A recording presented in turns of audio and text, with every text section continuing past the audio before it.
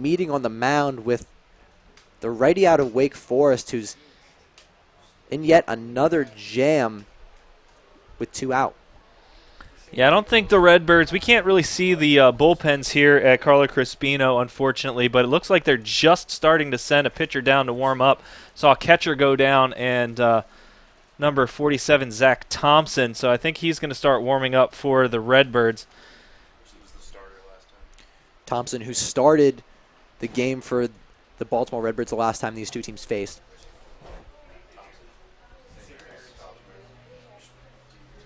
Out on the mound still. Harvey still talking to his pitcher. And now the meeting is over. Shimoy Christopher is going to take the left-handed batter's box, the switch hitter. Going to try to drive in some more runs here for the Dodgers in the bottom of the 5th, who have taken the lead 2-0. Palouse with the first pitch after the meeting on the hill. That one going to be a strike. Count 0-1 against Christopher. One of the 4 Dodgers All-Star selections. 0-1 pitch in after the delivery. That's going to be just grounded over to Ryan Sloniger, who's going to take a brisk stroll over, tag the base at first, going to end the inning, but the damage has been done. 2 unearned runs against the Baltimore Redbirds. Give the Dodgers a 2-1 lead. Bottom of the 5th over. We're going to come back in the top of the 6th, where the Redbirds are going to try to pay their pitcher back after a tough defensive inning, so stay tuned. You're listening to Baltimore Dodgers Baseball.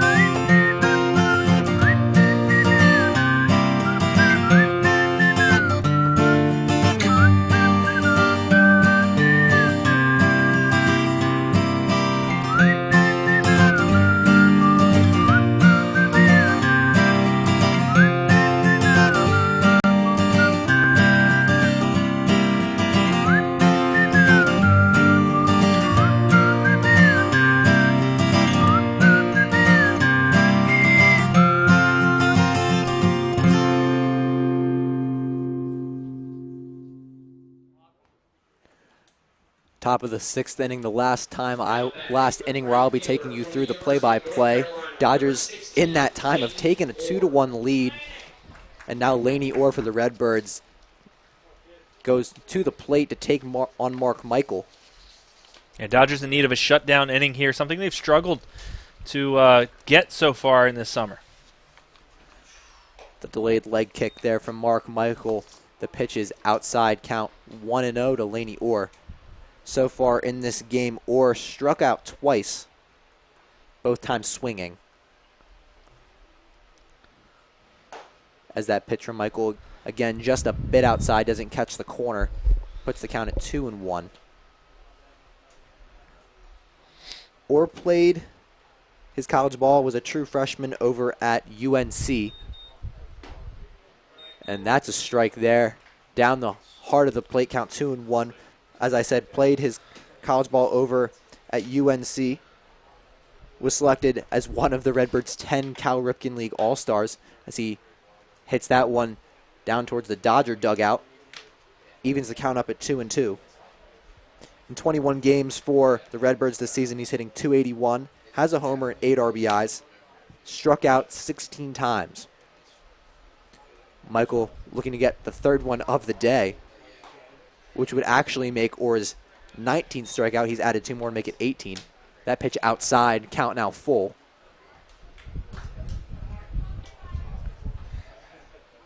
Redbirds looking to take back what they lost. And that pitcher, Michael's going to be outside, so no third strikeout for Orr. He takes the walk on the full count.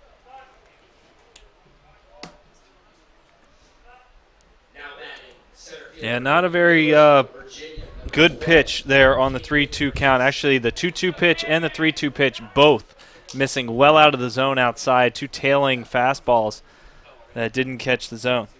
So that's going to put a runner on and Cayman Richardson at the plate. First pitch from Mark Michael in for a strike.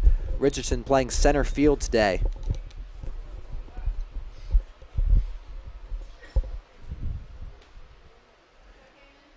Decent lead out on first as that breaking ball doesn't quite break. It's going to be inside on Richardson, puts the count at 1-1. Laney Orr over on first base. Not a huge threat to steal, only 3 on the season, although Redbirds aren't afraid to have the most steals in the Cal European League, but that's going to be a pop-up again. A trio of Dodgers descending on that ball. Jaron Shelby calls off Bellamy and Ortiz to swoop in, make the play, loses his hat, but still gets the out. Yeah, another bit of soft contact here for the Redbirds in this inning. We saw it last inning, a few little loopers, pop-ups. That one again right behind the second baseman. Coming in was Jaron Shelby. He made the catch. Had to call off both Bellamy and Ortiz. Now the first baseman, Ryan Sloninger, takes the plate. Swings through the first pitch against Mark Michael for a strike. Nice pitch right there. Just pulled the string, and Sloninger way out in front of it. One out here in the top of the 6th. Mark Michael continues to deal on the mound for the Dodgers. That pitch does not quite get the outside corner. Count 1-1. Last time Sloninger was up, took a walk before that in the second inning, grounded out to the first baseman, Shane Coker. What? The CD player. Have a little bit of music going out through the stadium, not intentional. We get that silenced. And another towering fly ball. That one's going to be out of play. The catcher, Shimoy Christopher, not able to field that one as you hear it bounce off the metal awning that's protecting the fans and journalists alike here at Carlo Crispino Stadium. Yeah, sorry about the whole CD player comment. That was the music. You might have heard it on the field mic. There's some music. We're not using the team CD player here, but an accidental hit of a button, and our music wasn't going, but theirs was. And on that one, Sloninger swings through a fastball, unable to make contact. Another strikeout for Mark Michael as Sloninger trots himself over into the Redbird dugout. Yeah, that fastball was way past Sloninger. I said he pulled the string on the first one. He must have been looking off speed there because he was way behind that fastball, and Michael blows it by him. And that's going to bring up the second baseman, Austin McNicholas. That first pitch, I think a little bit low for a ball, or a little bit high for a ball. Count 1-0, 2 outs here in the top of the 6th. And on that one, some off-speed stuff gets McNicholas guessing, puts the count at 1-1. You know, we talk a lot about Josh Hedgka and how dominant he's been. His ERA just above 1. Mark Michael's been just as dominant, coming into the game with a 2.05 ERA, 6th best in the Cal Ripken League. That one grounded hard past the glove of Paul DePino, but home plate umpire says that one didn't get into fair territory. Foul. Tough call there, as that was right there. But I think it's the right call. DePino was kind of right on the bag, and the ball was still wide of his glove. That puts the count now at 1-1. McNicholas has to take his bat, come back up, try it again. Runner on first here with 2 outs for the Redbirds. Dodgers looking to pitch a shutout inning, something they've had trouble doing this year after scoring. Puts the count actually at 1-2, excuse me. Michael working out of the stretch, and he fires that one over. DePino has an easy play, gets it on the one hop, throws it over to Coker. That's going to do it here from the top of the 6th. Dodgers get that shutout inning that's been so evasive for them after they've scored. They still lead 2-1 when we come back. They're going to try to do it again, get a couple more runs. So stay tuned. You're listening to Baltimore Dodgers Baseball.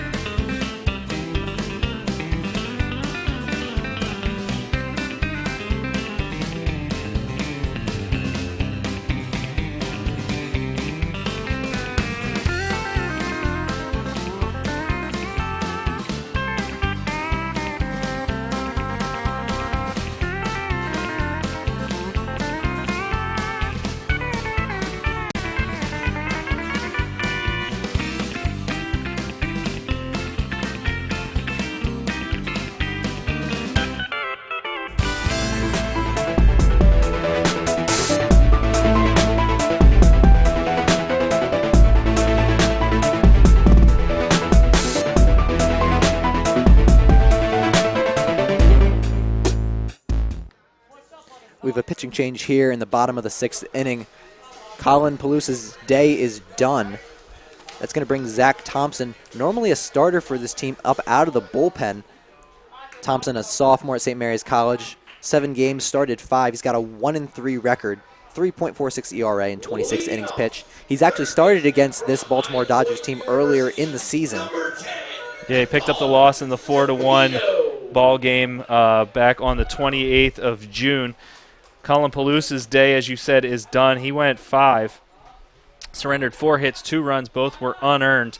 Walked just 1 and struck out 5.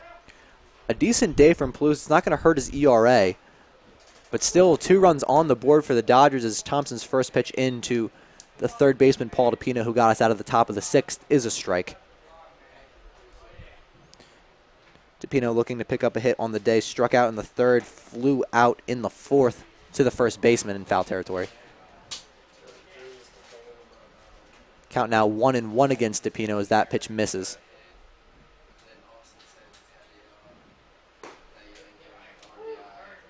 Strike there from Thompson puts the count at 1-2. Looking to possibly get some extended relief innings here as there's 4 more innings to go for the Redbirds. The 1-2 pitch, and that one pulled into foul territory towards the Redbird dugout. A nice piece of fielding there from one of the subs. Count stays at 1-2.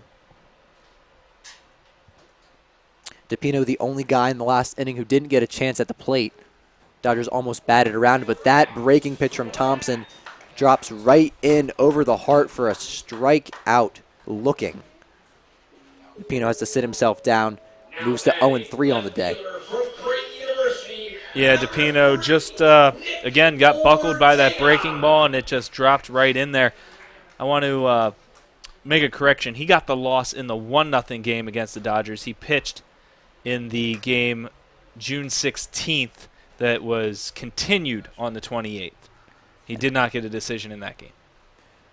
We have now Nick Ortega, who hits that one over to Andy McGuire, the third baseman. Doesn't have trouble with that one, as he did with an earlier play. Catches that on the high hop, throws it over to Sloniger to get the second out of the inning. And that's going to send us back to the top of the order. With 2 outs, Joey Ortiz takes the plate. Ortiz yet to record a hit, although he's been active. Reached on an error in the 3rd, had a sacrifice bunt in the 5th that put Ortega in scoring position. Dodgers scored 2 runs in that 5th inning where he had the sacrifice. As he crushes that one out towards left field, out of play. Again, another really hard hit ball down that left field line, not in fair territory. Ortiz with 1 home run on the season. We've got 2 home run man in the booth with us here doing the scoreboard, Taj Porter. Getting a bit of enjoyment to see his fellow infielder not getting the home run to tie his number on the season. That pitch from Thompson, a strike, puts the count at 0-2. Thompson working quickly. And that breaking pitch gets the inside corner. Ortiz buckles on that. Another strikeout for Thompson in the inning. That's going to do it from the 6th, and that's going to do it for my play-by-play. When you come back, Rob Stadnick is going to take it the rest of the way for us here, so stay tuned.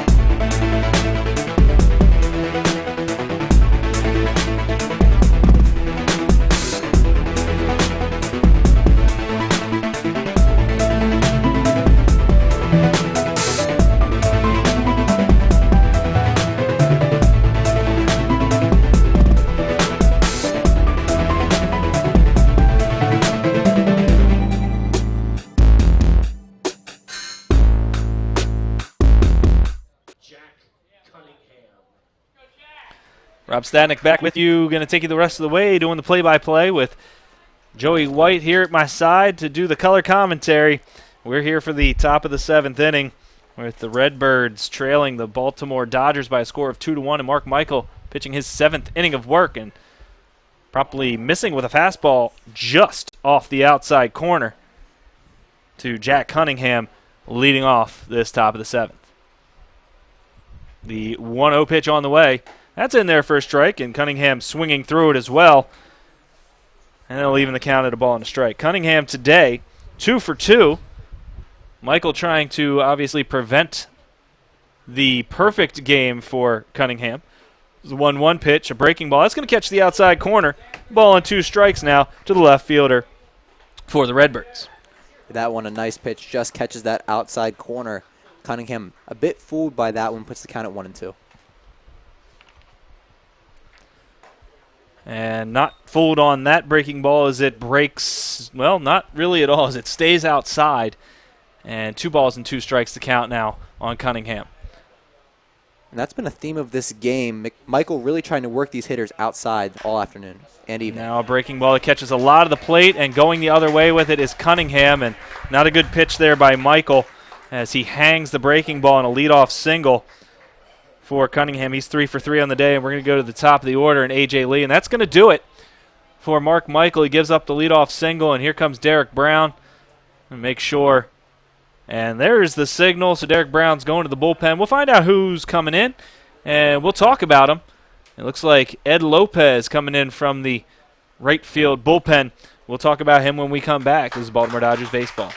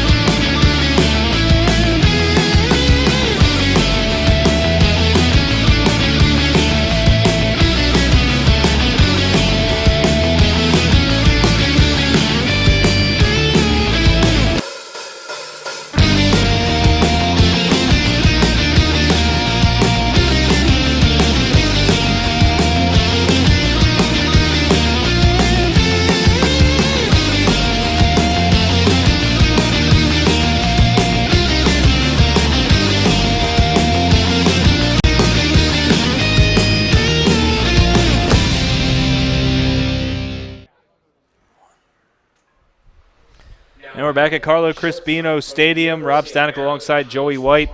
We're here in the middle of the 7th inning, despite what it may say on your screen. I haven't changed it yet. I'll change it right now, actually, while I'm talking, and I'll just vamp. Middle of the 7th inning, or top of the 7th inning, excuse me, A.J. Lee coming to the plate to face off against relief pitcher Ed Lopez. Lopez in his 2nd season with the Baltimore Dodgers, and Lee squaring around to bunt. DePino charging from his 3rd base spot. Lights here at Carlo Crispino are on. Doesn't look like they're doing a lot. It seems kind of dark from where we're sitting. It almost feels like it might be raining soon. It just kind of has that look on the field, as now a fastball is going to be in there at the belt.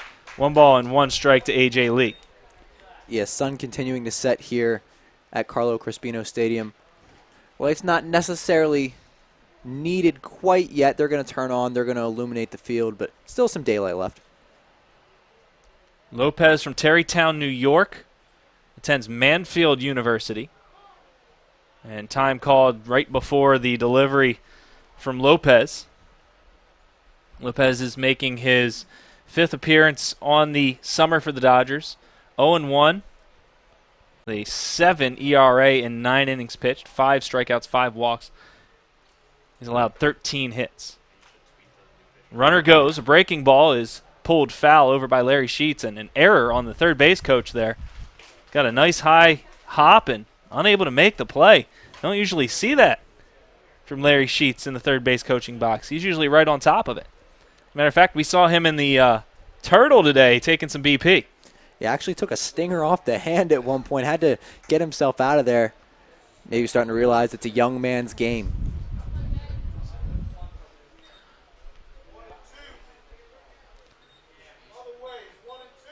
1-2 count to A.J. Lee, and a breaking ball is going to hit the leadoff hitter for the Redbirds, and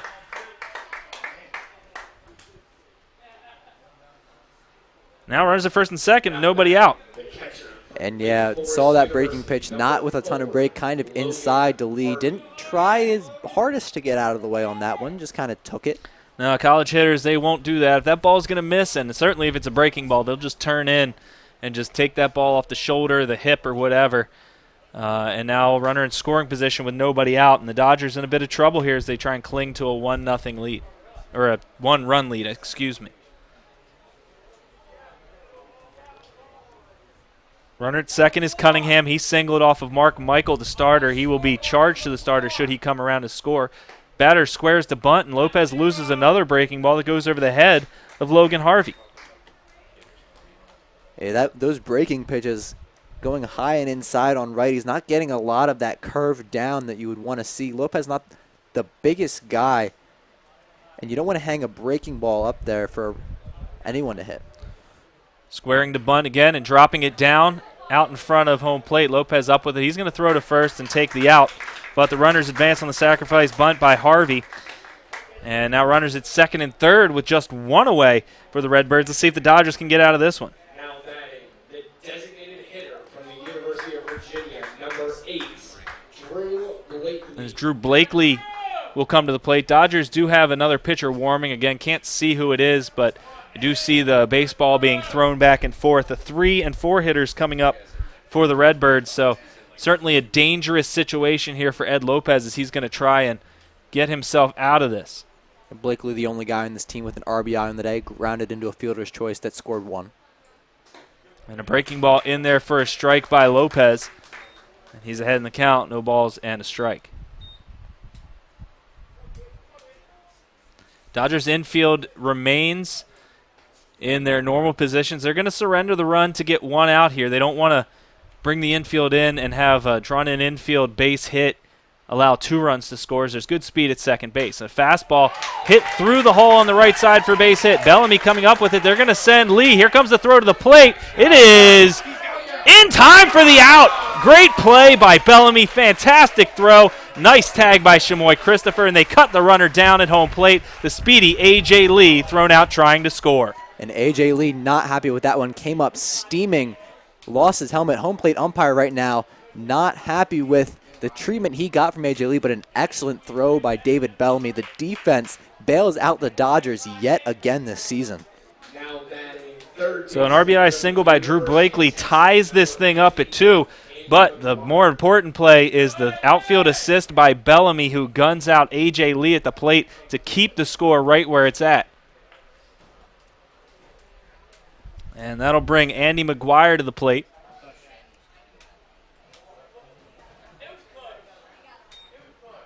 Throw over to check on the runner over at first base.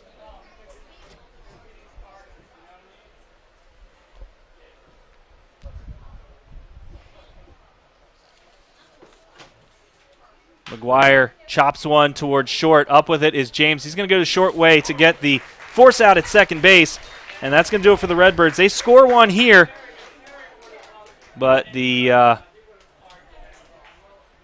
score one here to tie it up. The Dodgers coming to bat in the bottom half of the 7th inning. You know, hopefully they can get this one back. A tough one there for the Dodgers, but still tied at 2 as we head to the bottom half. This is Baltimore Dodgers baseball.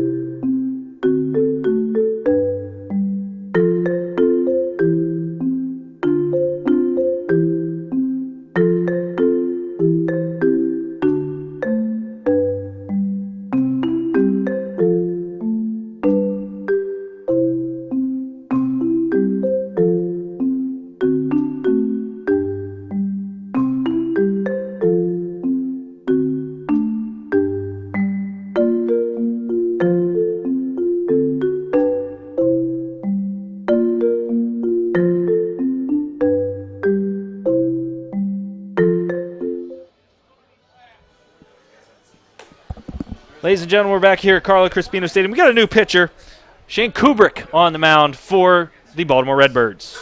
Yep, the lefty of the rising sophomore from Wake Forest. 9 games this season for the Redbirds. He's 1-1 with a 4.86 ERA. The lefty recently, as he joined the Demon Deacons, actually dropped his arm slot. He wasn't doing as well against left-handed hitters, so he switched the angle of his delivery. He's been a lot more effective for this team recently and been a productive reliever for the Redbirds so far this season. As Bellamy will stand in to take his first cracks at the lefty. Bellamy 2 for 3 on the day, a couple of singles back up the middle, and then he flew out with a runner in scoring position and one away in the 5th and takes one down here. Kubrick, as you mentioned, lowering his arm angle to help become more effective against lefties.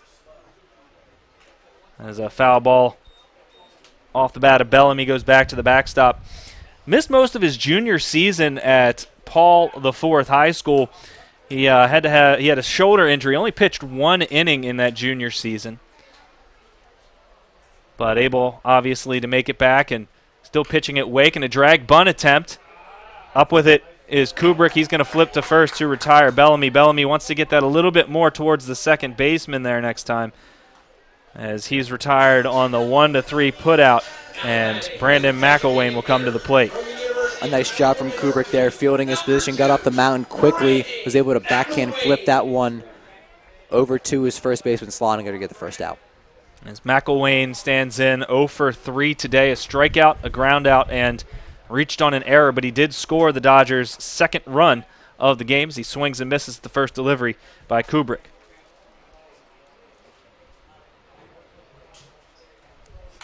And he'll foul this one off here, so he's down the count, no balls and 2 strikes. So Kubrick working very quickly, getting ahead of some hitters. This year at Wake Forest, he appeared in 5 games. All of them were out of the pen. 2 2/3 innings in 5 appearances. Just not a lot. Not a lot of batters face. As a swing and a miss on a breaking ball. McElwain down on strikes. Now batting first baseman from Creighton University, number 24, Shane Coker. Shane Coker will stand in, trying to keep things going here for the Dodgers. We'll see if he gets some attention, if he gets a base hit here. He's 2 consecutive singles for Coker.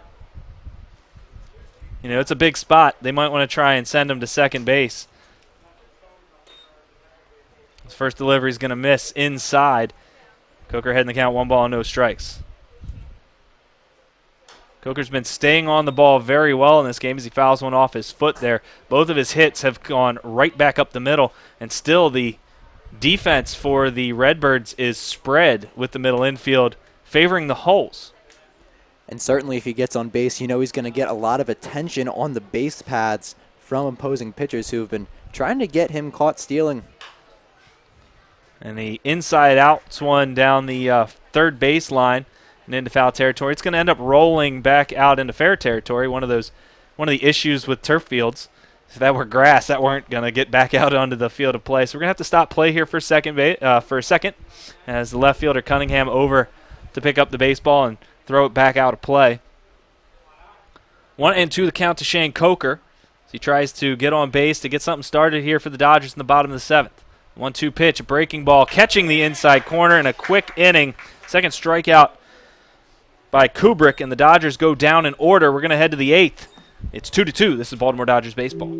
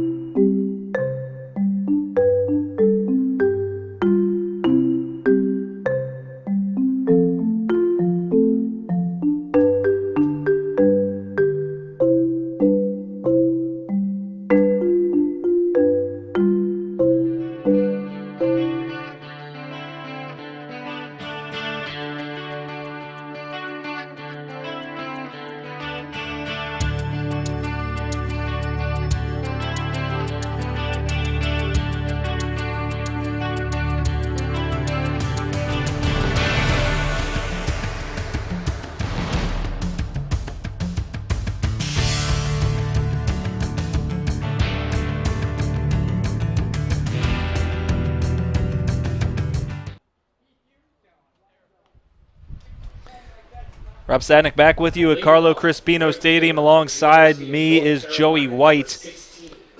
And we're here in the top half of the 8th inning where the Redbirds coming up to the plate. They're going to send Orr, Richardson, and Sloniger to the plate, or at least that's who's scheduled to come to hit.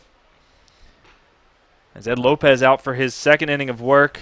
Was able to get out of the last inning, but not without allowing an inherited runner to come across the plate. So fastball is going to miss to Orr. The Redbirds tying the game up in the top half of the 7th. The Dodgers not able to respond. The 1-0. It's going to just miss the outside corner, and Lopez down in the count, 2 balls and no strikes. Orr in today's game has been a strikeout victim twice, and he's walked, so he hasn't put the ball in play. The 2-0 on the way. That's a breaking ball in there at the knees. Good pitch by Lopez. And he gets back into the count, 2 balls and a strike. Wind pretty much died down. Looking at the flag out in center field, it had been blowing left, right, out. It has been changing directions as now that pitch is going to miss up. But now it's draped down along the flagpole. I keep thinking there's more wind here because there's a fan here in the booth blowing on my back, so I'm thinking there's like wind gusts coming, but it's oscillating. 2-1 pitch. That one's in there for a strike, or excuse me, a 3-1 pitch in there for a strike, and Orr thought he was on his way down to first base, and he's going to have to stand in again and see if he can put one in play today.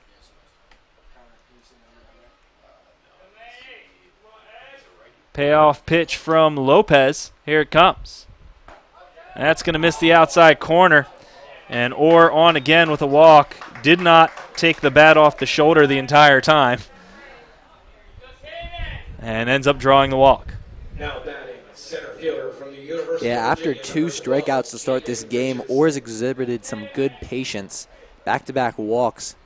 That's what you want to see early in an inning, because Ed Lopez's confidence has to be dwindling right now.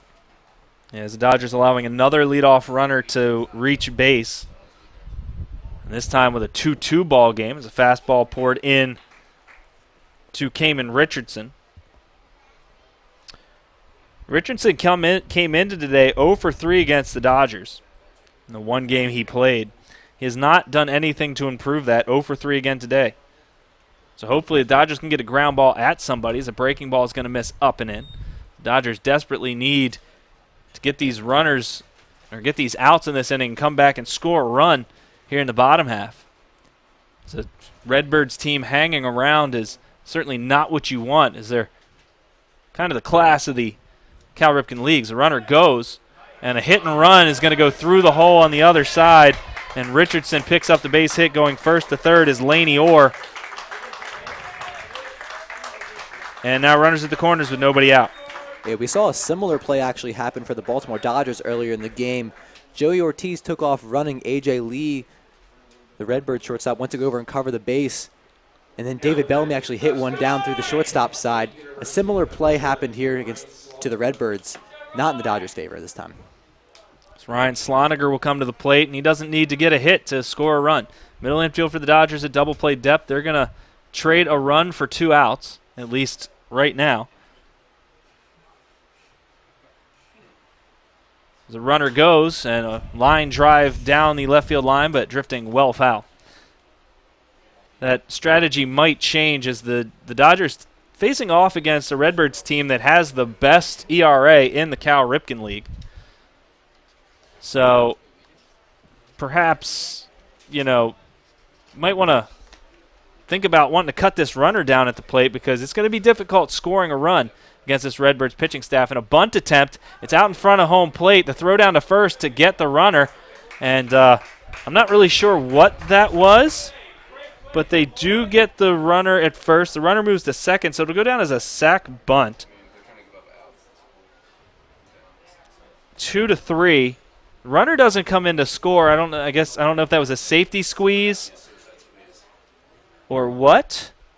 The runner wasn't breaking, so I don't know if it was attempted a safety squeeze. I don't know why you would want to bunt the runner from first to second. Doesn't seem like a logical play. Yeah, kind of hard to tell on that one, as pitching coach Ed Chestnut comes out to talk to Edwin Lopez, who's in a bit of a jam right now. Runners on second and third with 1 out. I guess it does put 2 runners in scoring position. A single would bring the runner home, as we have a pinch hitter coming in for the Baltimore Redbirds. That'll be Cole Zabowski. Cole Zabowski, as you said, he played in the first game against the Dodgers. Has a bat right now, as you mentioned. Looks like he's going to be the batter. Ladies and gentlemen, we have a pinch hitter for the Baltimore Redbirds. You have to wonder here, do you want to walk the next batter to get the force? But the problem is, here's the problem. Jack Cunningham behind him, 3 for 3 today. Yeah, you're in a bit of a bind here, and the Dodgers have been hard-pressed for runs against this team. Most they've scored against the Redbirds this season is 4. Right now they're at 2. They did score 5 in that 15-inning ball game, but yes. Well, they're going to take your advice, actually, Rob. They're going to walk the bases loaded. They're going to walk the bases loaded, but the problem is you're bringing up Jack Cunningham. He's 3 for 3 today. My guess is they're going to walk him, and they're going to bring in a pitcher from the bullpen. Don't know who's warming up, but that's my guess, is the first 2 are wide, like, they're supposed to be. This is Major League Baseball rules. I'm wondering why they're still making him throw 4 wide. We saw this a couple games back as well, actually, in the homecoming game. Because these are Major League Baseball rules, it should just kind of be, hey, go down to first. You're done, like slow pitch softball. And the 4th wide one, and that's going to load the bases, as Zabowski will take his way down to first. And Jack Cunningham will come to the plate. acknowledge number 7, Jack Cunningham. 38. And now Zabowski's going to exit the game, as there's going to be a pinch runner coming in for him. Randy Bednar is going to check in, a Maryland kid. Bednar, excuse me. It's Randy Bednar, not Bednar. Pinch running for the Redbirds, number 38, Randy Bednar. And that's going to do it for Ed Lopez as he delivers the intentional walk. And we're going to have a new pitcher coming in for the Baltimore Dodgers. We'll find out who that is when we come back. And we'll talk about him. And we'll see if they can get, whoever it is, can get them out of a jam. This is Baltimore Dodgers baseball.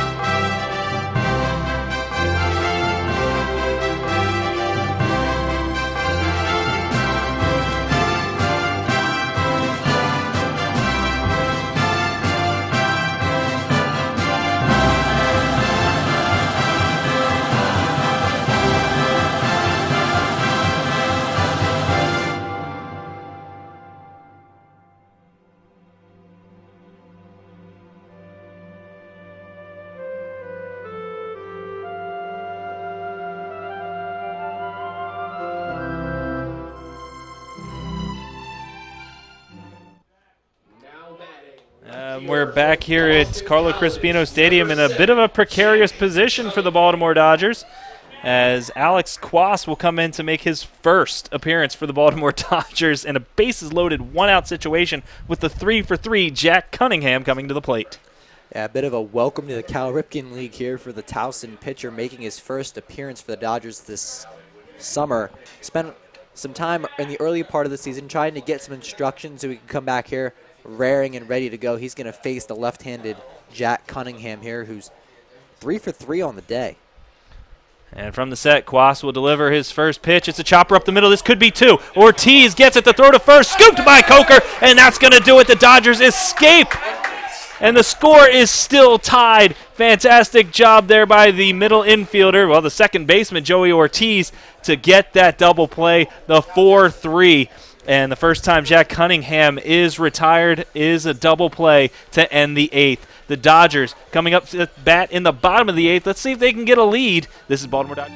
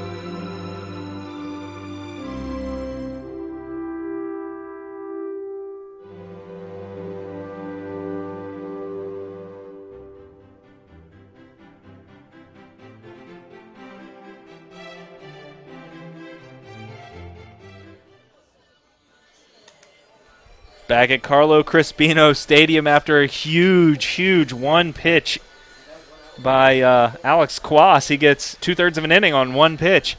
New pitcher in for the Baltimore Redbirds is Alec Maley.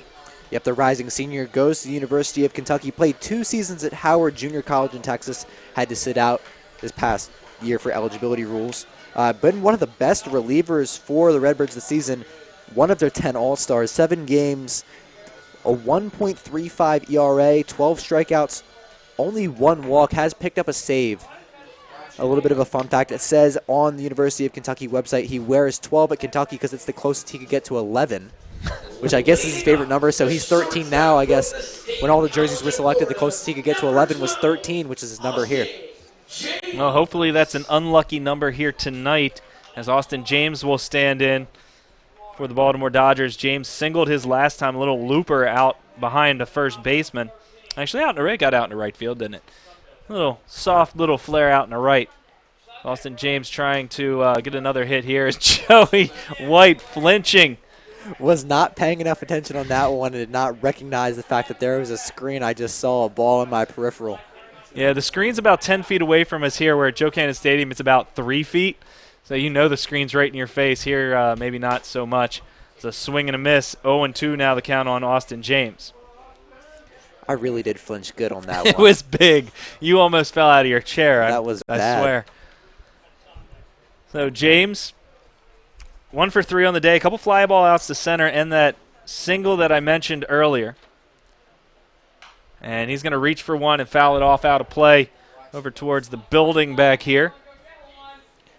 But he's been a guy at Carlo Crispino Stadium to exhibit some power, hit a home run earlier this summer off the scoreboard in left center field. So he's got the juice to do it. Yeah, 3 home runs on the season, a good one. Good time for one here if he can get one. Hard line drive up the middle, but right there to get it is McNicholas. He'll throw to first to retire the side. And that's not McNicholas. That's going to be Bednar making the play as he came in to run in the last inning. And Austin James retired on the 4-3. Yeah, James tried to slide in to become safe on that play. Not sure exactly why he did that. Most statistics and analytics will tell you that if you run through the bag at first, you have a better chance of reaching. You're a little bit quicker. So a little bit of an unorthodox tactic there by James. Still counts as an out. And that's actually another correction here. Richardson is the second baseman currently for the Redbirds. Have to find out where Bednar ended up going. Maybe it's center field, since that's where Richardson came from. The first delivery to Shelby's going to miss outside. The 1-0 is a nice slider, but that one misses off the outside corner as well. 2 balls and no strikes to the Dodger center fielder. Shelby, another guy with a lot of pop in his bat, not been able to show it today. 2 strikeouts and a walk, trying to make some contact here. And a swing and a miss by Shelby. Now 2 balls and 1 strike to count on the Dodger center fielder.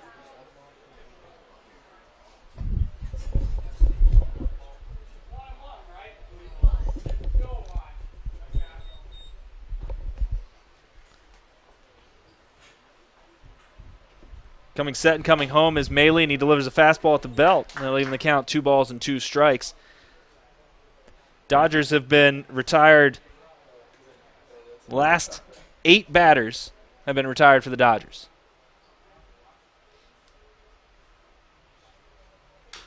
And a little chopper that's going to end up behind the plate foul. Maley there kind of dropping down a little bit, trying to get behind the right-handed hitter with the pitch. As we obviously know, Josh Hedgeka with that submarine delivery, very difficult to hit. So dropping down there is Maley trying to confuse Shelby. And now a breaking ball that's going to miss well outside. And Shelby will run the count full. 3 balls and 2 strikes. It'll be a good runner to get on base here with just 1 away. Good speed and good hitter on deck in Shamoy Christopher. Little chopper towards third, and that's going to end up foul. A good job of protecting there, as that pitch may have been running off the plate, but a little too close to call. And Shelby protects, fouls it away, and he's going to look for something a little bit better here, as Alec Maley will stand in and look for his sign. The Dodgers only have 5 outs to try to generate a run and go into extra innings, something they're not unfamiliar with doing with the Redbirds. Now a high pop-up in the infield. Coming in is the first baseman. It pops out of his glove. Sloniger drops the baseball. And the Dodgers catch a break. The E3 and a runner at first base with 1 away. Yeah, that's just an example of trying to be a little bit too cool, too casual. Got to look the ball into your mitt. And that's a catcher out there playing first base if I ever saw one. And that's catcher hands there for you as he comes in and lets the ball pop out of his glove. So Christopher now standing in from the left side, the switch hitter. He's going to take a fastball. It's going to catch the inside corner for a strike. Score here at Carlo Crispino Stadium is 2-2. Redbirds scored 1 in the 3rd. Dodgers answered with 2 in the 5th. The Redbirds evening it up in the 7th. Runner goes. A bobble, throw down to second base. No one was really covering. And into second base is Jaron Shelby with a stolen base. And Shelby asked for time immediately as the ball actually did roll out a little bit into center field. I don't think he was going anywhere. I think something got caught up when he went to slide on this turf. You see a mass of turf pellets mounted out there on the second base line. A lot of stealing opportunities by the Redbirds, who steal more than anyone else in the league. So might have caught some turf burn on the hands there. Could be a little bit painful. So now Chamoy with an RBI opportunity. And if he brings that runner in, the Dodgers have a chance to close it out in the 9th. As they are the home team here at Carlo Crispino. Ball down low, and that's going to miss. By the way, the delivery was a ball to Christopher on the stolen base. Harvey having a bit of trouble getting it out of his glove. And that allows Shelby to get into second base. Also, like I said, nobody was really covering second there. Yeah, that ball almost did escape out into center field. 2-1 pitch. Hit back to the pitcher, and Shelby's caught up in the middle. He's going to go to third. Well, he's going to get caught in the rundown. They're going to run him back to second base, and they're going to tag him out right there as Shelby took a chance. That's the 1-5-4. And the Dodgers runner in scoring position is no longer in scoring position as Shelby didn't read that off the bat very well as the ball did not get over the head of Maley. And Christopher's going to reach on the fielder's choice, and Paul DePino will come to the plate with now a runner at first base and 2 away. That was a well-executed run down there. Third baseman Andy McGuire pump-faked and chased Shelby all the way back to second, threw the ball over, and that was an easy tag to get Shelby out for the second of the inning.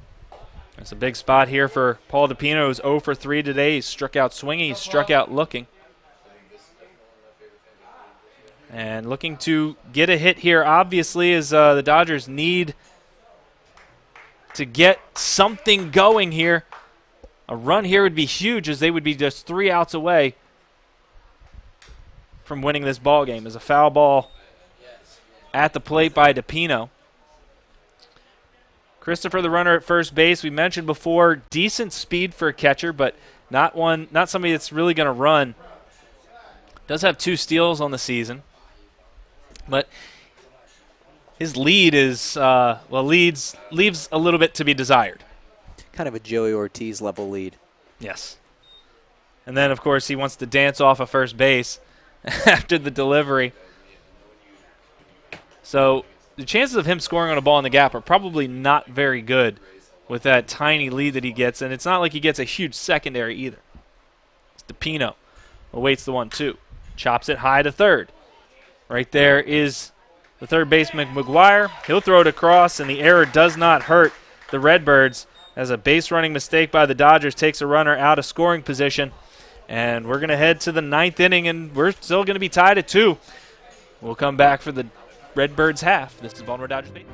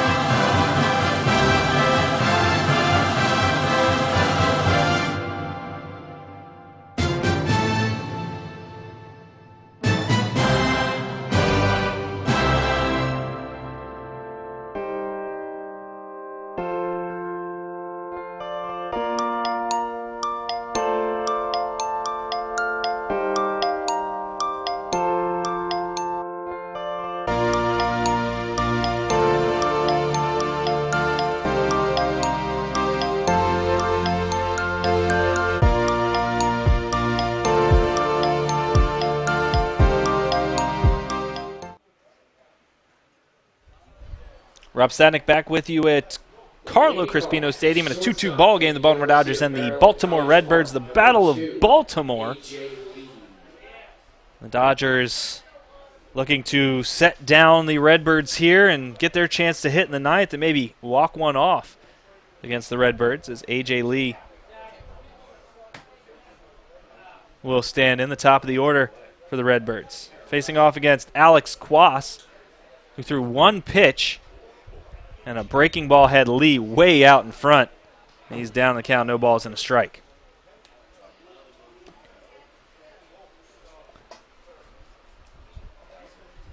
Quas from Towson University, my alma mater, delivers, and another breaking ball, A.J. Lee again out in front of that. Lee, his last time up, was hit by a pitch, but cut down trying to score as Bellamy threw a strike to Shamoy Christopher, and Lee denied the go-ahead run for the Redbirds. Quas will work out of the set, and he'll come home 0-2. That's a fastball. It'll miss down and away. Ball and 2 strikes. Quas this year for Towson made 15 appearances, 4 starts, and 37 2/3 innings, had an ERA of 8.84. As you mentioned, getting some individual instructions. A breaking ball hit deep out into left, but right there is Ortega for out number 1. Getting some individual instruction to basically improve on those numbers. Yeah, definitely had some rough outings at Towson. Actually had a game where he gave up 9 earned runs and only got 1 out. So some mechanical issues needed to be changed. He was trying to work on that to be a productive member of this Dodgers bullpen, something that they desperately need. The bullpen has had their issues for the Dodgers this summer. And Alex's brother Jose currently plays baseball at, I believe he's in the Brewers organization. Excuse me, I said play. I was trying to read my notes here, and for whatever reason I couldn't. As a breaking ball in the dirt, he played at Maryland. Excuse me, and he is currently in the Milwaukee Brewers organization. His favorite team's the Mets, so obviously he's been watching some struggling pitching during the baseball season this season. The 1-0 hit on the ground to third. DePino slides. He's up with it. His throw is wide. And it gets past Coker, and getting down to second base is Harvey. And another error by the third baseman, DePino. It's his second of the game. And that puts a runner at second base. And that's been a real story for the Dodgers this season. Unable to get consistent fielding production out of that third base slot. DePino, actually a guy who played some more middle infield in high school, second and short. He's going to be asked to play third at High Point next season. That's why he's over there, trying to get some valuable experience. Unfortunately, that's translated into 2 errors. And that'll bring Drew Blakely to the plate. Blakely singled out and to right his last time. That was the single that almost brought home the go-ahead run. It's a fastball. Wow, where was that? Just missing the outside corner, I guess.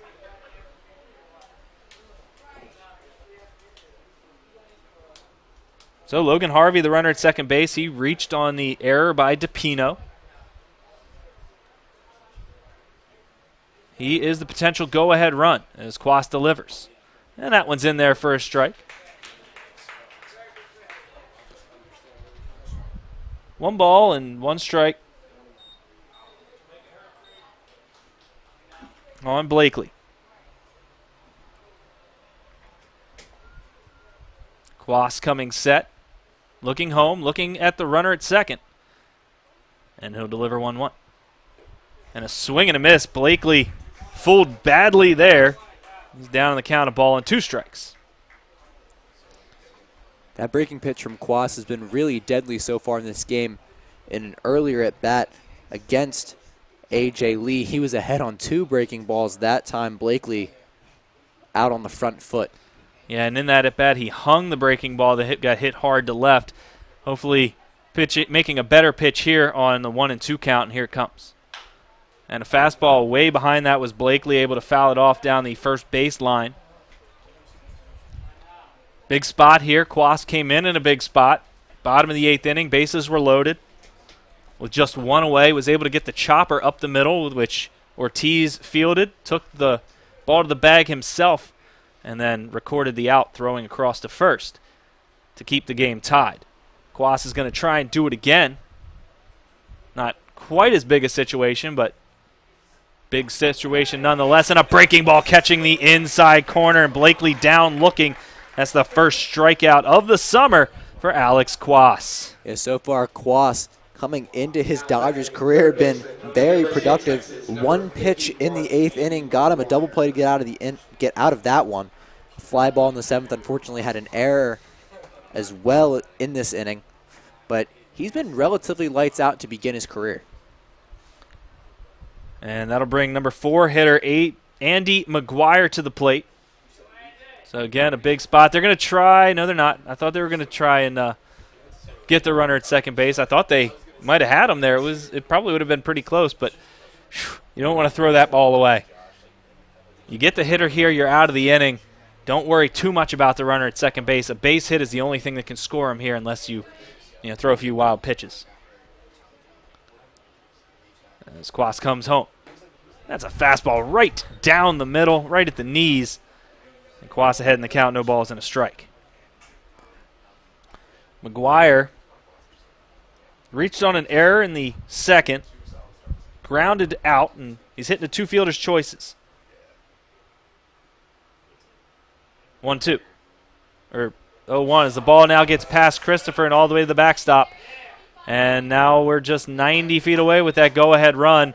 And that's not that wasn't the best effort there by Shamoy Christopher to block that baseball. That ball got through him. Seemed to be pretty easily. Wasn't a pitch that was super wide. It kind of got through the wickets for him. Not even the count at a ball and a strike. You still got to focus on the hitter here. The runner means a lot, but the runner can't score if you execute your pitches. The 1-1. That's a fastball that's going to miss down. Now the nerves start going anytime you see a ball close to the ground, any ball close to hitting that turf. So McGuire, right-handed hitter against the right-handed pitching Alex Quas. Wind blowing a little bit left to right as Quas will come set and deliver the 2-1. Hard chopper, foul. 1 ball and 2 strikes on the cleanup hitter for the Baltimore Redbirds. Andy McGuire from the University of Texas, not currently on the Texas baseball team, but maybe this upcoming spring if he can go back and make the team again. I originally thought he was done playing baseball, but the urge drew him back, and he awaits the 2-2 in a big spot here. The delivery. Breaking ball swung on and missed, and he's down on strikes. And I'm going to be honest, I would have tagged him if I were Shamoy Christopher right there as he went down to catch that baseball, but just to be safe, make the catch regardless. McGuire walks to the dugout, so he's out regardless. We're going to go to the bottom of the 9th. We're still tied at 2. This is Baltimore Dodgers baseball.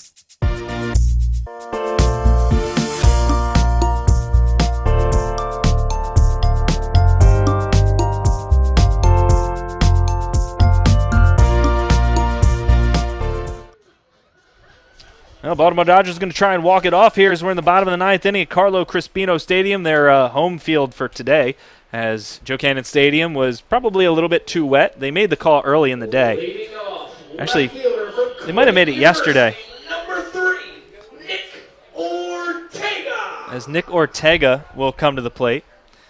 New pitcher into the game, Parker Caracci for the Baltimore Redbirds. We'll talk about him in just a minute after he faces Nick Ortega, who hits a ground ball to third. Up with it, McGuire. He'll throw to first base to complete the out.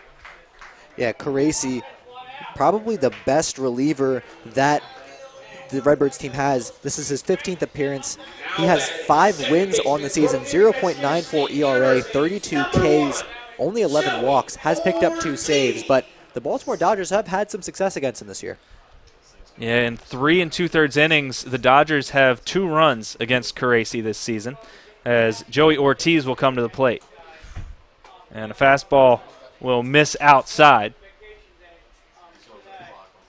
Dodgers trying to do something they have never done, and that is win the season series against the Baltimore Redbirds. They currently hold the season series 2-1,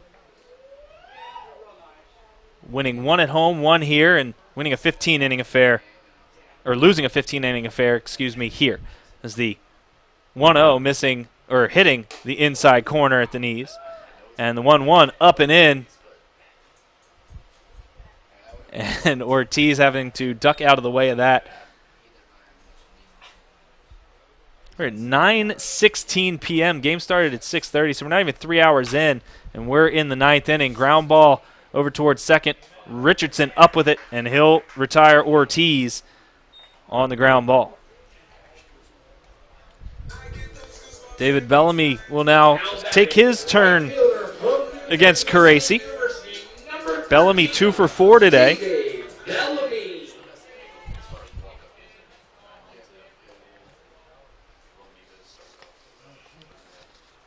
Lefty-righty matchup here is Bellamy standing in from the left-handed batter's box.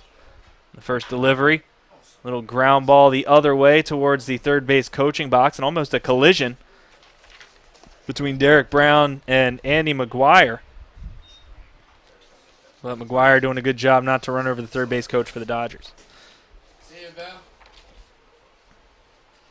Caracci from Ole Miss, native of Jackson, Mississippi, delivers the 0-1, and that catches the corner. No balls and 2 strikes to David Bellamy.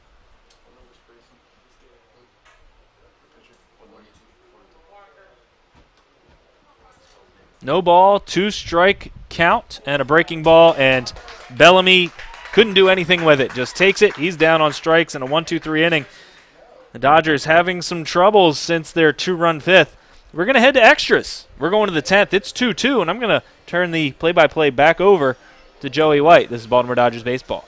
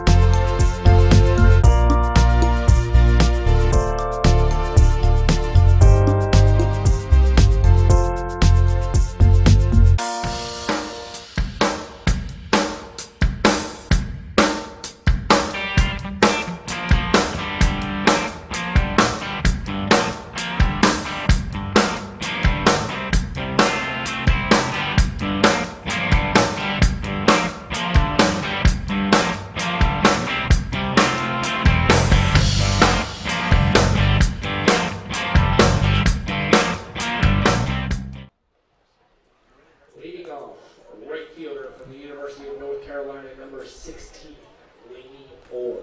Another extra inning affair here at Carlos Crespino Stadium between the Baltimore Dodgers and the Baltimore Redbirds. Game currently tied up at 2 apiece as Alex Quas, the newly acquired Baltimore Dodger relief pitcher, is on the mound for another inning of work. This time he's going to be facing off against Laney Orr, the right fielder.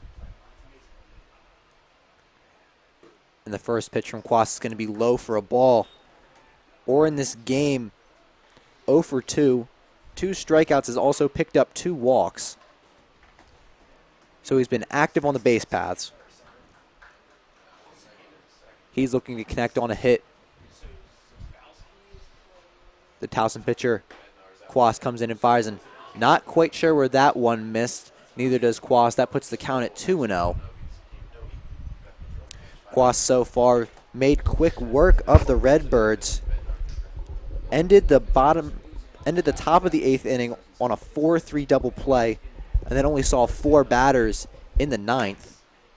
That pitch fires over the heart of the plate for a strike, now count 2-1.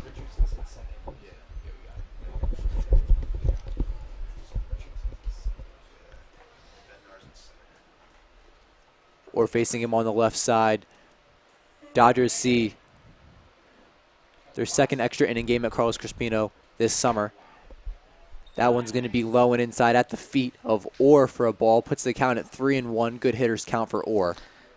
Yeah, Orr hasn't swung the bat in the last couple at bats, so you got to try and make him earn his way on. Of course, famous last words, but you can't walk the leadoff hitter in here in the 10th. Quas is going to try to avoid that, working out of the stretch. He kicks back and fires. And that's going to put him on the 3rd straight walk for Orr. Starts off the top of the 10th with the leadoff runner on. And that's going to bring up number 12, Cayman Richardson. Richardson on the day. He's picked up a hit. He's 1 for 3, had a single in the 8th. So, pardon me. Yes, single in the 8th. Orr on first, Quas and deliver. He tosses one over to Shane Coker to check on Orr. Didn't have too big of a lead. Yeah, not really trying to pick him off, maybe just trying to see if the Redbirds are going to try and bunt here. Tension's high right now at Calvert Hall as that pitch from Alex Quas misses low. Count now 1-0. Richardson started the game out in center field. He's been playing second base for an inning or so now. Seen a bit of a change in scenery.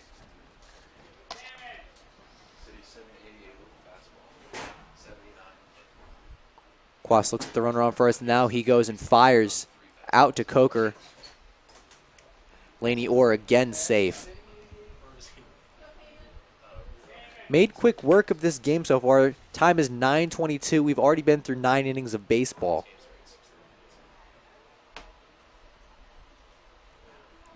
Lights up here at Carlos Crespino as that breaking ball was pulled down the left field line, and another missed play there by the third base coach down there, Larry Sheets. Normally sure-handed. That's his second drop of the day. Very out of character for him.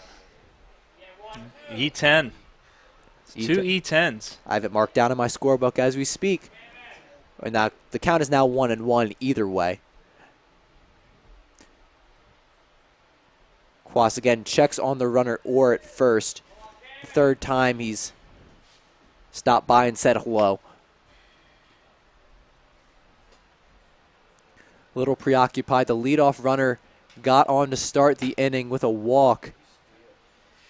Cayman Richardson trying to bring him around.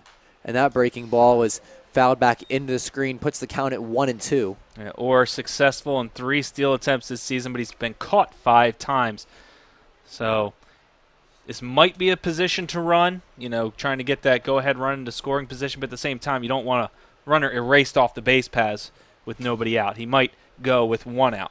Christopher behind the plate has already showed the arm, throwing out A.J. Lee in the first inning. Runner not going. That pitch is going to be inside off the glove of Chamoy Christopher, and that's going to send Orr to second base. Another miscue behind the mound for Christopher, and his battery mate Quas puts a runner in scoring position with no one out.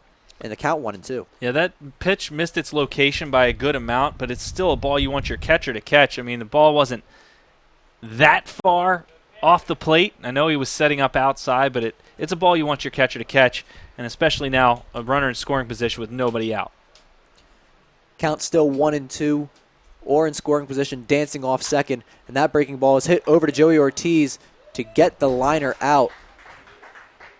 Laney Orr able to get back over onto second, eliminating the opportunity of a double play. Just kind of a looping liner that Ortiz was able to catch for the first out of the inning. A good hard hit ball there by Richardson, but right at the second baseman, Ortiz. Laney Orr at second base, holding like you're supposed to do on a line drive, didn't get too far off of the bag, and able to get back without a throw.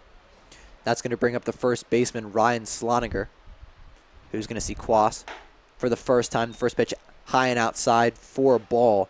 Last time Sloniger was up, had a sac bunt in a little bit of a weird situation.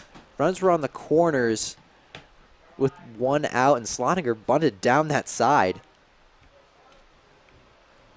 Brought the runner to second, but didn't do much damage.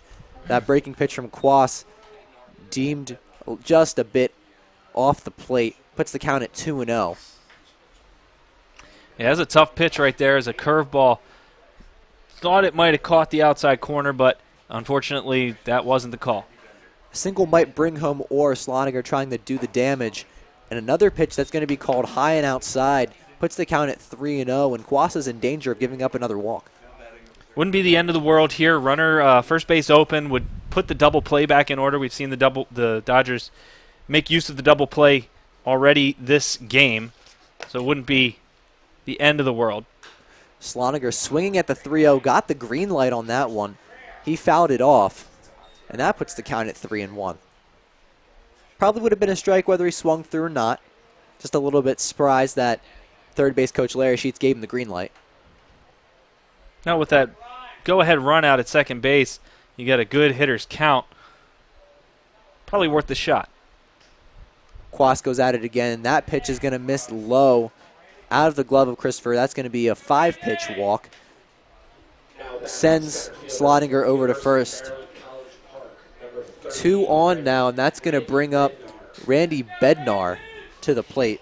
Bednar already has seen action as a pinch runner. This will be his first time at the plate. 2 on, 1 out. The force is back into effect, as Quas has found himself in a little bit of a stink here in the top of the 10th. Yeah, a couple walks have him in trouble. And that first pitch is going to be lined out into right field over the head of David Bellamy. It's going to get to the wall. 2 runners are going to try to come round and score. The first one coming in, Laney Orr. They hold up Sloniger at third. That's going to be an RBI double for the Baltimore Redbirds. Going to give them the 3-2 lead. A nice piece of hitting there by Bednar to put the game up 1 in their favor. You can't walk batters, especially in extra innings. It's in multiple batters in the same inning, in extra innings, it's killer. It's absolutely killer. So you got to be able to locate when you're in tough situations. Unfortunately, Quas wasn't able to do that here. Gives up the RBI double, and he's still in a bit of trouble. A little bit of late game heroics from Bednar. Quas still has a ways to go to get out of this one. As Jack Cunningham squares up to bunt, that one's right to the pitcher Quas, who throws that over to Coker. Bang, bang play at first, able to get the out. Might have been going for the squeeze play there to bring a runner home. Unable to do so. And a poorly executed bunt right back to Quas. Makes their 2 outs in the top of the 10th. And A.J. Lee back up to bat. Yeah, that was definitely the safety squeeze right there, as Ryan Sloniger was inching his way down the line. Not the suicide squeeze where you send the runner and just try and put the ball in play, but the safety squeeze where you try and bunt the ball past the pitcher. It's the only thing you have to do is bunt the ball past the pitcher to get that runner to come in from third base. Unable to execute was Cunningham. A.J. Lee back up at the plate. Facing Quas, takes the first one outside for a ball. Lee's had an active day. Walked once, had a single in the third, was hit by a pitch in the seventh.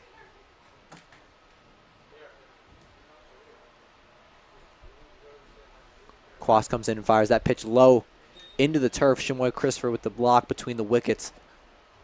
Keeps the ball in front of him. Count now 2-0. Quas earlier in the game, his first time seeing Lee, was pretty effective.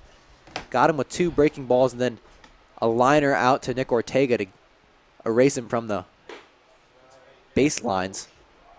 That pitch is going to be also called just a bit outside. Count again at 3-0. And this could put the bases loaded. Dodgers already down 1 run.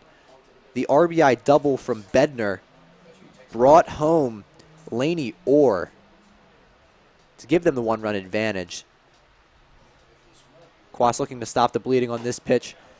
That's going to be a fastball. Lee took all the way on that one, puts the count at 3-1. That was a dangerous pitch right there. Is that fastball right down the middle with a base open and runners at second and third. That's a pitch that could turn a 1-run game into a 3-run game really quickly.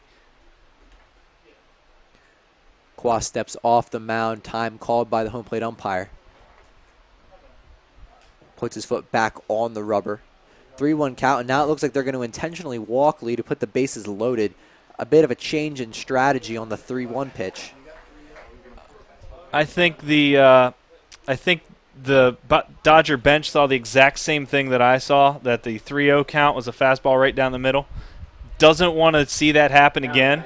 So start a whole new at bat with Logan Harvey and put the force play.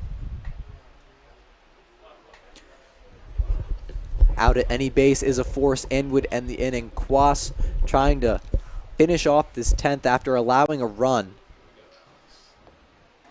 And that first pitch, a breaking ball in for a strike.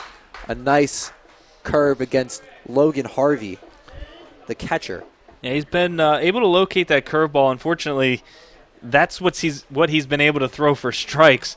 So one of those hangers there and one of these Redbirds sitting on it could mean trouble. So he's going to have to try and locate a little bit better with his fastball. 0-1 here. The fastball is going to be high and outside for a strike. 1-1. It doesn't help that we're not seeing those typical Cal Ripken League corners that we see. This strike zone tonight a little bit tight compared to what we've normally seen. A couple balls that I thought could have gone either way have gone the way of the hitter, where other games we usually see them go the way of the pitcher.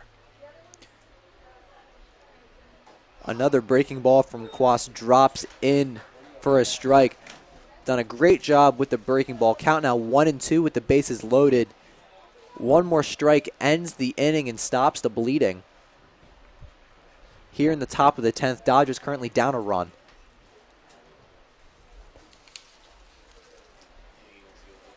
The signs are in from his catcher, Christopher Quas. One more pitch would do it. And that one's going to be fouled back out of play towards the parking lot. Not a lot of cars out there. It's going to bounce once. It's going to bounce twice. And then out of my field of vision.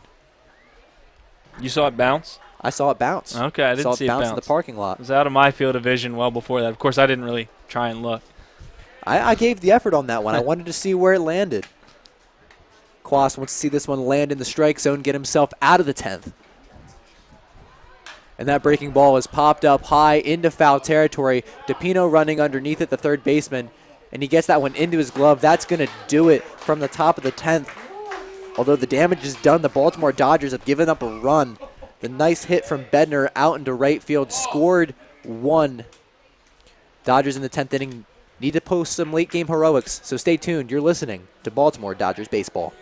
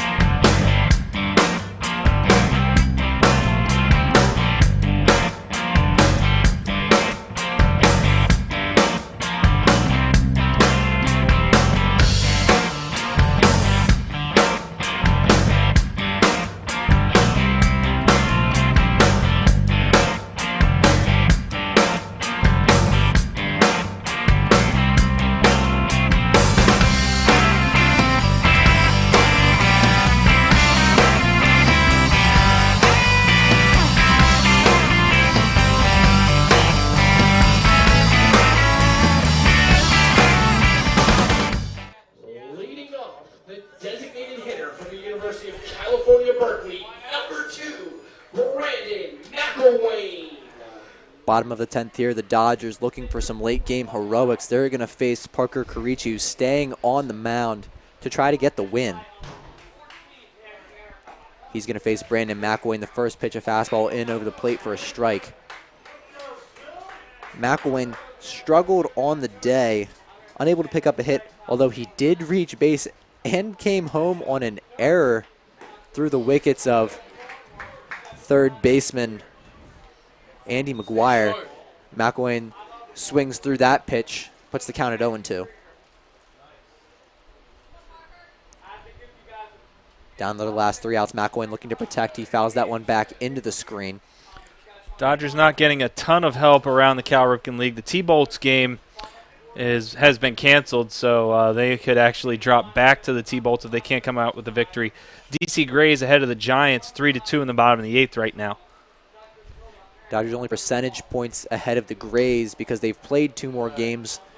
Their record 11-16. The Grays 10-15. That one fouled out of the field of play, keeps the count at 0-2. But a win here would be big, obviously, and hopefully the Giants can come back in that ball game. McElwain looking to protect that breaking ball. Just barely misses. Good eye from McElwain on that.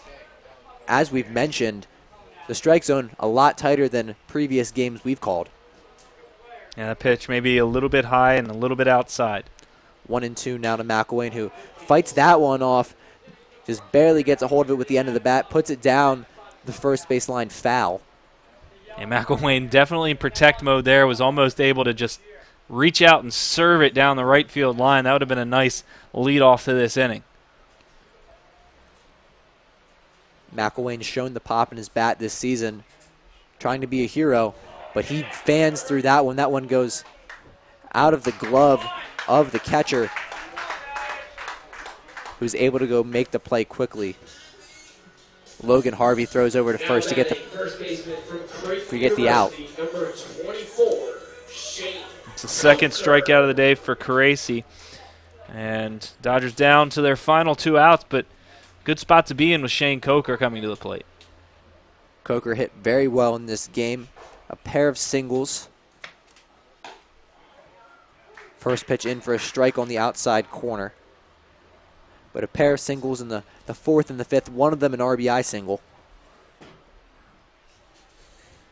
Has reached base in every game in his short stint with the Dodgers. That one, a breaking ball, comes right back in on the plate, puts him down in a hole, 0-2. A nice pitch there from Carici.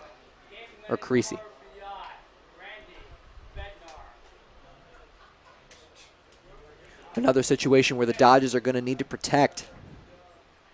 The pitch comes in, and he fouls that one out behind the field of play, keeps the count at 0-2. Yeah, got a good pitch there. We mentioned before that Coker does have a good bat going the other way, so got a pitch out over the plate to maybe drive the other way. Just didn't get all of it.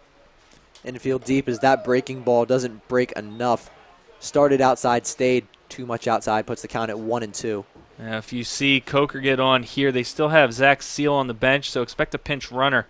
If Coker can get on base here, maybe Brian Tego. 1-2. Another breaking ball, and Coker not able to connect. Another strikeout for Carici in this inning. And now the Dodgers are down to their last out. From the State College of Florida, number 12, Austin James. There might not be a better guy on this Dodgers team to have up right now, though, than Austin James with 1 out. James, another guy, has got a single and an RBI in the game, has had a couple hard liners out into the outfield. First pitch for a strike. James not a fan of that one. Yeah, it looked to be a little bit off the inside corner, and James not happy with it. Has shown some pop, 3 home runs on the season, could use a big one right here. Quick work on the mound as the pitch comes in, and James swings hard as that one goes back out into the parking lot. Don't see the bounce on that, but that does put the count at 0-2. Dodgers down to their last strike in the top of the 10th, currently down 3-2. And here's the pitch, and that's a breaking ball that catches Austin James out on the inside shoulder. He pumps his fist and runs quickly over to first base. The Dodgers remain in the game. Never have I seen a man more jovial to be hit with a breaking ball on the left shoulder. Yeah, he's a little excited there. Knows he's the tying run. He's now on base. He's got speed. He's already got a stolen base in this ball game. Jaron Shelby coming to the plate. We've said his last 5 hits have been extra base hits. He's been struggling, but a big hit here. We saw him come up big in the 7th inning of that homecoming game, that second homecoming game. So maybe we can see it one more time. A pair of State College of Florida teammates looking to lead the rally for the Baltimore Dodgers. First pitch is going to be high, count now 1-0. Yeah, that home run at Johns Hopkins was hit to right center the other way, 365 out there right now. But anything in the gap could score James. And here's the next pitch in from Creasy, and that one hit high in the air out towards right field. Underneath that is Laney Orr at the warning track, reaches out and makes the catch very casually for where it was placed, but either way, that's going to do it here from Carlo Crispino Stadium. The Baltimore Dodgers play the Redbirds tough through 10 innings, aren't able to come up with the win. The hero for the Redbirds is Randy Bednar with the RBI double that won the game. We're going to be right back here with a quick post-game recap, so stay tuned. You're listening to Baltimore Dodgers Baseball.